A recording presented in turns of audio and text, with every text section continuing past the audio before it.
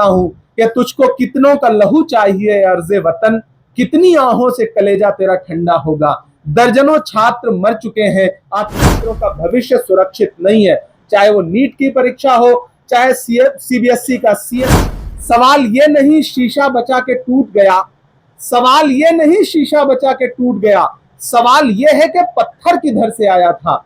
आज लोग इस पर चर्चा कर रहे हैं कि चीजों को मत पकड़िए, उन मगरमच्छों को भी पकड़िए जो आपकी सरकार के अंदर बैठे हुए हैं रहेंगे। और जब भी सरकार पर आरोप लगेगा तो चंद छोटी मछलियां कहीं कहीं पकड़ ली जाएंगी और पूरी तरह से शिक्षा मंत्रालय को, शिक्षा मंत्री को बचा लिया जाएगा। नीट के 23 लाख बच्चों के पीड़ा को आवाज दे रहे हैं, इसमें राजनीति कहां है? तो ऐसी स्वस्थ राजनीति हम 100 बार करेंगे, क्यों नहीं करेंगे।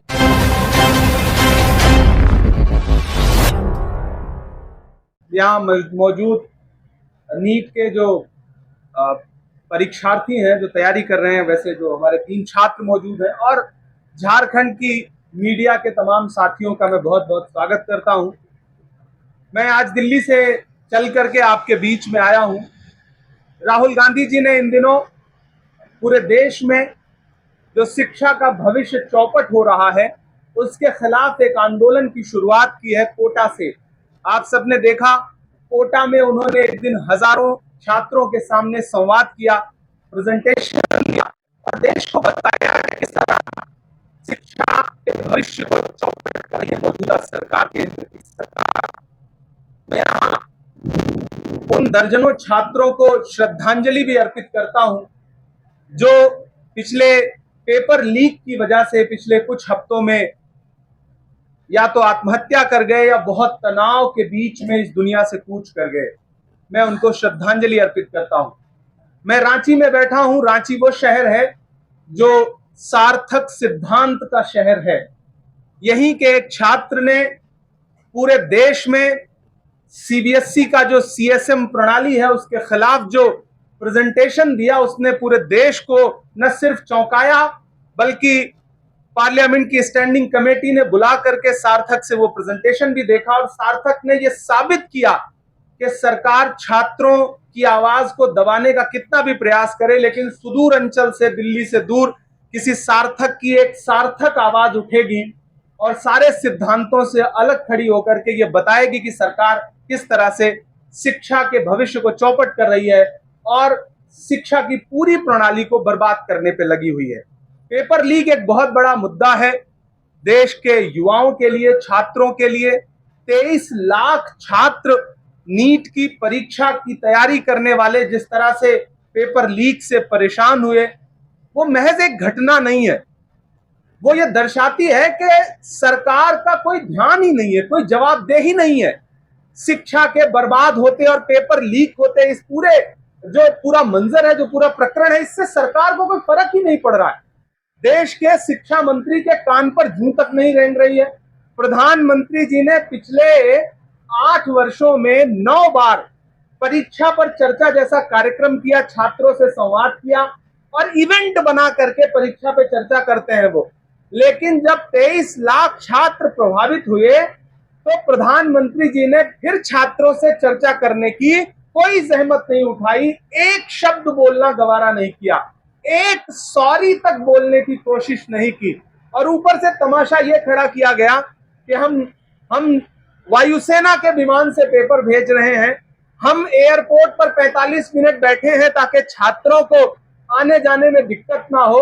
ये जो इवेंट खड़ा किया जाता है वो दर्शाता है कि सरकार का ध्यान इवेंट बनाने पर है, ना कि परीक्षा के पेपर लीक। सवाल ये नहीं शीशा बचा के टूट गया, सवाल ये नहीं शीशा बचा के टूट गया, सवाल ये है कि पत्थर किधर से आया था। आज लोग इस पर चर्चा कर रहे हैं कि सरकार ने वायुसेना के विमान से पेपर जो है वो केंद्रों तक पहुंचाया। मैं तो सरकार से कहना चाहता हूं कि मैं अवध क्षेत्र से आता हूं और वहां एक कहावत है कि डायपर बदलने से दस्त नहीं रुकते हैं। सरकार को यह बात समझनी पड़ेगी कि थर्मामीटर बदलने से बुखार नहीं उतरता है, उसके लिए इलाज करना पड़ता है। ये जो पेपर लीक हो रहा है, ये करने वाले लोग आपकी प्रणाली के अंदर बैठे हुए हैं, सिस्टम के अंदर बैठे हुए हैं। सीबीआई जांच आप सही से करवाइए, उसके पूरे के पूरे तार कहीं ना कहीं प्रणाली के अंदर बैठे हुए लोगों से जुड़े हुए हैं। इसलिए कांग्रेस पार्टी, हमारी लीडरशिप, राहुल गांधी जी देश के अलग अलग शहरों में छात्रों से संवाद करने जा रहे हैं। कोटा में वो ऑलरेडी छात्रों से संवाद कर चुके हैं। उसके बाद उनका कार्यक्रम पटना का है, इलाहाबाद का है, बेंगलुरु का है, दिल्ली का है, और फिर फाइनली 9 अगस्त को हम 9 अगस्त एक क्रांति का दिन है।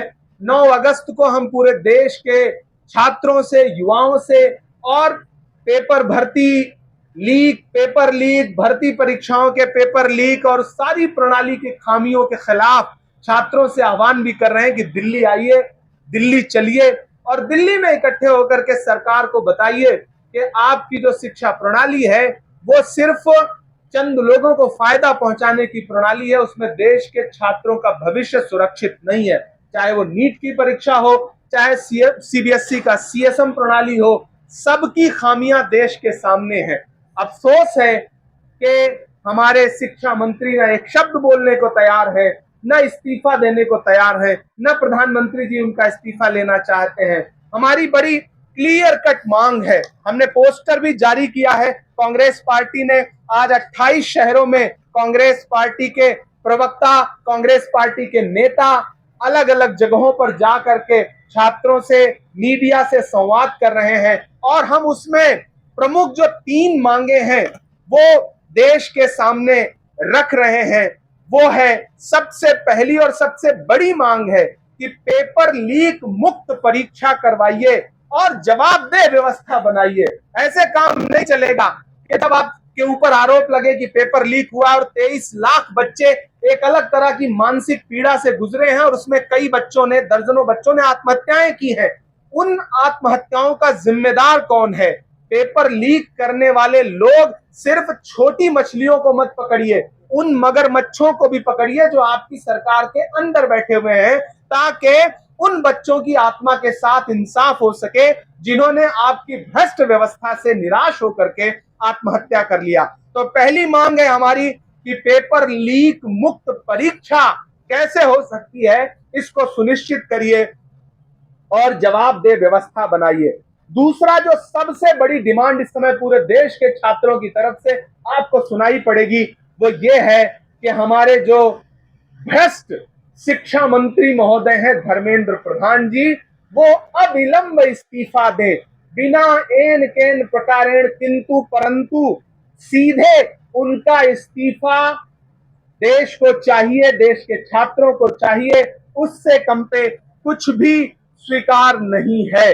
और उनके पेपर लीक माफिया से क्या गठजोड़ है, इसकी सीबीआई ही नहीं बल्कि एक न्यायिक कमेटी गठित हो और वो सही से जांच करे कि उनका गठजोड़ क्या है।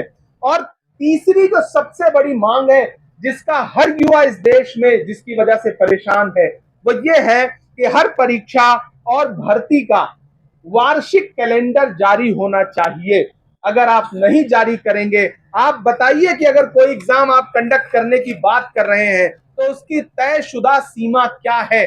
जब तक आप ये घोषित नहीं करेंगे, जब तक उसका एक कैलेंडर नहीं जारी करेंगे, तब तक इसी तरह टालमटोल करते रहेंगे और जब भी सरकार पर आरोप लगेगा तो चंद छोटी मछलियां कहीं कहीं पकड़ ली जाएंगी और पूरी तरह से शिक्षा मंत्रालय को, शिक्षा मंत्री को बचा लिया जाएगा। प्रधानमंत्री जी तो जबान ही नहीं खोलेंगे। भारतीय जनता पार्टी के एक बड़े नेता ने कहा था कि हमारी सरकार में इस्तीफे नहीं होते हैं, लेकिन मैं सरकार से पूछना चाहता हूं कि तुझको कितनों का लहू चाहिए अर्ज़े वतन, कितनी आहों से कलेजा तेरा ठंडा होगा। दर्जनों छात्र मर चुके हैं, आत्महत्याएं कर लिया है, उनका परिवार रो रहा है। हमारे नेता प्रतिपक्ष राहुल गांधी जी से कई इस तरह के पीड़ित परिवार मिले भी हैं, उन्होंने अपना दर्द साझा किया है। आखिर और कितने छात्रों की जान लेने के बाद हमारे शिक्षा मंत्री जी इस्तीफा देंगे? और कितने पेपर लीक होने के बाद हमारे शिक्षा मंत्री जी इस्तीफा देंगे? लगभग अब तक 90 पेपर लीक के मामले कमोबेश देश के सामने आए हैं। 89 से 90 पेपर लीक के मामले देश के सामने आए हैं और एनटीए जो जबरन इस देश के छात्रों पर थोपा गया है, दरअसल वो सबसे भ्रष्ट और सबसे विफल संस्था साबित हुई है। ऐसे में मेरी आज इस प्रेस कॉन्फ्रेंस में मीडिया के साथियों के थ्रू ये डिमांड करता हूं कि धर्मेंद्र प्रधान जी तुरंत इस्तीफा दें और पेपर लीक मुक्त परीक्षा जो है सुनिश्चित होनी चाहिए और जवाबदेह व्यवस्था बने। हर परीक्षा और भर्ती का कैलेंडर जारी हो। ये कांग्रेस पार्टी के साथ साथ इस देश के हर युवा, हर छात्र की डिमांड भी है। हम यही तथ्य लेकर के आपके सामने आए हैं। और अब मैं चाहूं इस्तीफे की मांग राजनीतिक कैसे हो गई? आखिर गुनहगारों को क्यों बचाया जा रहा है?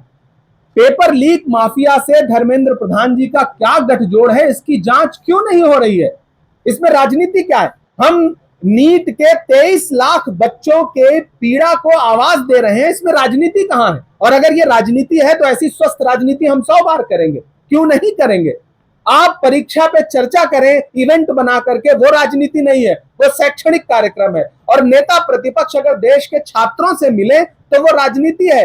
अगर इस देश के छात्रों का दर्द, इस देश के छात्रों के परिवारों का, उनके अभिभावकों का दर्द, कि जब हम सोते हैं तो हमें डर लगा रहता है। आप कोटा में एक माँ जो है, एक छात्रा की माँ नेता प्रतिपक्ष से संवाद करते हुए कहती है कि जब मैं सोती हूं तो मुझे डर लगा रहता है कि मेरी बच्ची आत्महत्या ना कर ले, इस दबाव में आकर के।